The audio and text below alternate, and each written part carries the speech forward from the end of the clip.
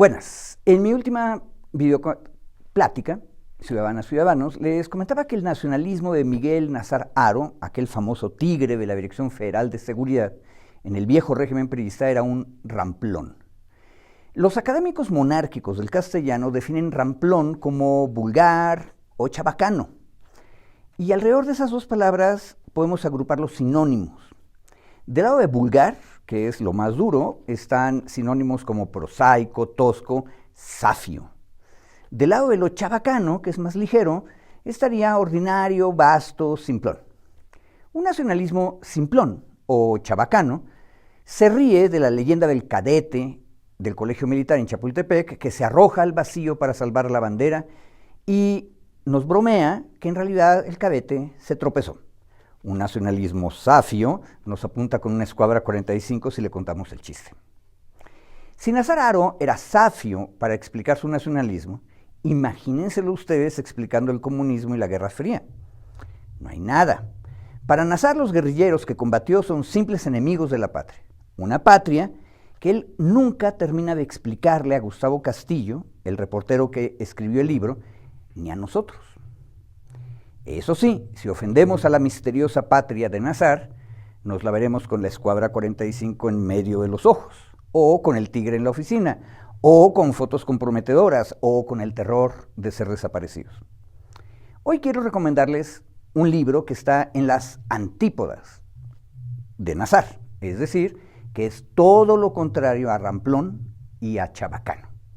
Se trata de este librito de pasta azul, esta es la edición más moderna, de Behind the Urals, An American Worker in Russia's City of Steel, que se traduce como Más allá de los Urales, un trabajador americano en la ciudad de acero de Rusia. El autor es John Scott, un ciudadano estadounidense que nació en Filadelfia en 1912. Este librito se publicó por primera vez en Nueva York cuando Scott tenía apenas 30 años. Durante su juventud, Scott vivió algo que muchos viejos desearíamos tener con 60 años. En el 31, cuando tenía solo 19, la Gran Depresión azotaba los Estados Unidos y el presidente republicano, que se llamaba Hoover, no atinaba cómo enfrentar la inmensa crisis. A John, en lo particular, no le estaba yendo mal. Ese año estaba estudiando en la Universidad de Wisconsin. Pero el papá y la mamá de John le habían enseñado a pensar. Él, el padre, se llamaba Scott Nearing, un intelectual público y socialista. Ella se llamaba Nellie Seeds, una feminista. Juntos publicaron el mismo año, por cierto, que nació John, un libro titulado, les doy el título en inglés, La mujer y el progreso social, un debate sobre las posibilidades biológicas, domésticas y sociales de las mujeres en los Estados Unidos.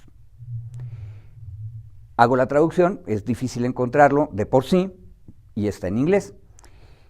Debe haber sido interesante crecer para John con padres como estos. De hecho, el libro es prácticamente su gemelo. Se publicaron el mismo año. Ya cerca de cumplir los 20 años, este John estaba pendiente de la realidad social. La depresión demostraba que el modelo capitalista solo traía la muerte y la desolación a las mayorías. Así que el joven decidió migrar a la Unión Soviética. Su muy realista padre le dijo, tal vez sería bueno que aprendas un oficio práctico antes de viajar. John dejó la universidad y se enroló en un taller de 6-9 meses en la General Electric para aprender soldadura industrial. Ese conocimiento fue el que le abrió las puertas del país de los obreros y campesinos. En el año 32, John ya se había incorporado a las cuadrillas de trabajadores que estaban levantando una nueva ciudad industrial en un lugar que desde hacía mucho tiempo se llamaba Magnitogorsk. Gorsk significa montaña en ruso, entonces Magnitogorsk es la montaña magnética.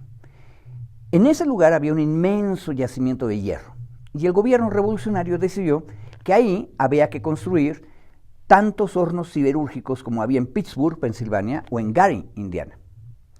El hijo de la pareja de intelectuales universitarios se volvió obrero.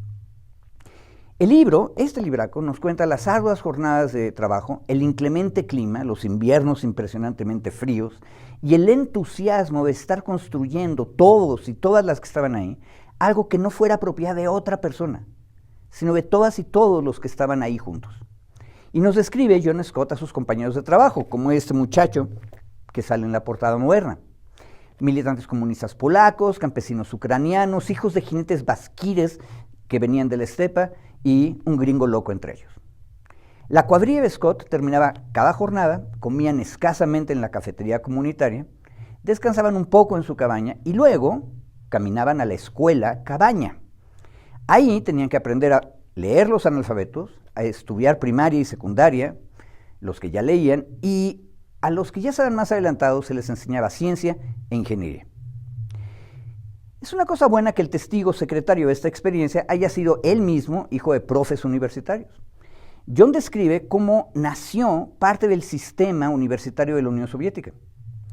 Nació junto a la fábrica, con profesores que estaban aplicando sus conocimientos en la realidad y estudiantes que estaban trabajando ahí mismo. John Scott era un soldador, pero también, como había terminado el bachillerato y tenía un año de universidad, tenía que enseñar no solo soldadura, sino muchas otras cosas a sus compañeros y compañeras. En la cabaña escuela conoció a su mujer, María Ivanovna Dirakreva, es decir, María, la hija de Iván Dikarev.